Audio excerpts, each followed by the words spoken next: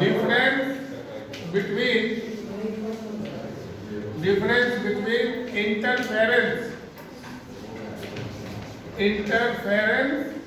And diffraction. हालांकि ये जो बुक में ऐसा लिखा होता है,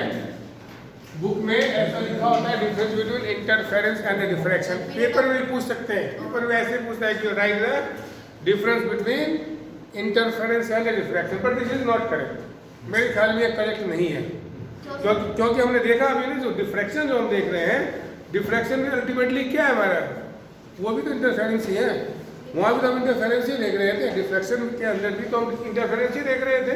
डिफरेंस क्या था, इंटरफेरेंस में दो लाइट वेव आते थे दो कोहेरेंट सोर्सेज से। डिफ्रैक्शन में क्या होता था, एक ही लाइट वेव के डिफरेंट पॉइंट से, एक ही लाइट वेव के डिफरेंट पॉइंट से फिर डिस्टर्बेंसेस चलते थे।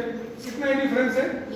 तो डिफ्रैक्शन में तो एक तरह का इंटरफेरेंस ही है ना, इसीलिए बेटर होता है कि हम इसको ये कहते हैं कि difference between Young's double slit experiment and single slit experiment, that is the proper question. लेकिन बुक वगैरह में भी इंटरफेरेंस डिफ्रैक्शन लिखा होता है तो हम लोग ये मान लेते हैं, चलो ठीक है। लेकिन होना ये चाहिए difference between difference between Young's double slit experiment and single slit experiment. अब तुम्हारे नोट्स में दिया हुआ है, अब तुम नोट्स में देख सकते हो, मैं समझा देता हूँ क्या क्या डिफरेंस है, सबके पास तो हो गई। तो फर्स्ट डिफरेंस क्या है, interference is due to the superposition of light wave coming from two coherent sources. पहला डिफरेंस है, हमने स्टार्टिंग में देखा था।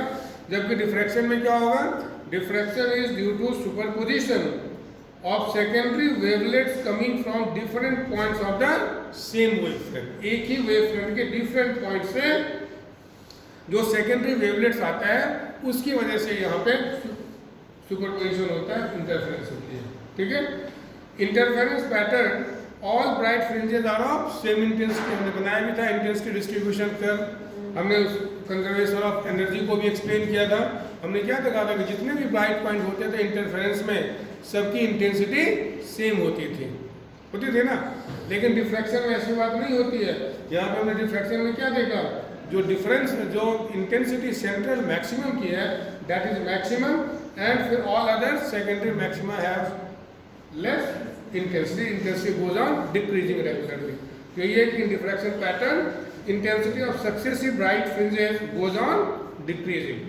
The width of interference fringes may और may not be same. Interference fringes में जनरली हम लेते हैं कि जो फ्रिंज विड्थ होती है, बीटा हमने जो निकाला था लैम्डा डी अपॉन डी निकाले थे ना फ्रिंज विड्थ, वो सबके लिए सेम होते थे। फ्रिंज वो सेम भी हो सकती है और अनइक्वल भी हो सकती है। ठीक है, डिफरेंट भी हो सकती है, उसकी विड्थ इक्वल भी हो सकती है, सबकी अलग भी हो सकती है। लेकिन डिफ्रैक्शन पैटर्न में जो फ्रिंज विड्थ है वो रेगुलरली जो है कि वो कम होती है, वो इक्वल नहीं होगी।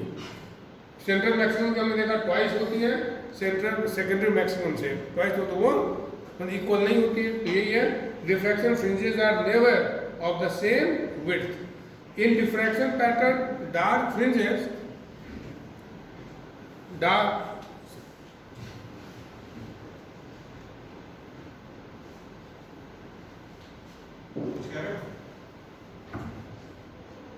तो in interference pattern dark fringes are usually almost perfectly dark. क्या होता था, हमने देखा था इंटरफेरेंस पैटर्न में कि जो पॉइंट होते थे, डार्क पॉइंट होते थे, वो परफेक्टली डार्क होता था, और जो हमारा ब्राइट पॉइंट था वो परफेक्टली ब्राइट होता था, जिससे हम डिस्टिंग्विश बड़ी आसानी से डार्क और ब्राइट को हम डिस्टिंग्विश कर लेते थे।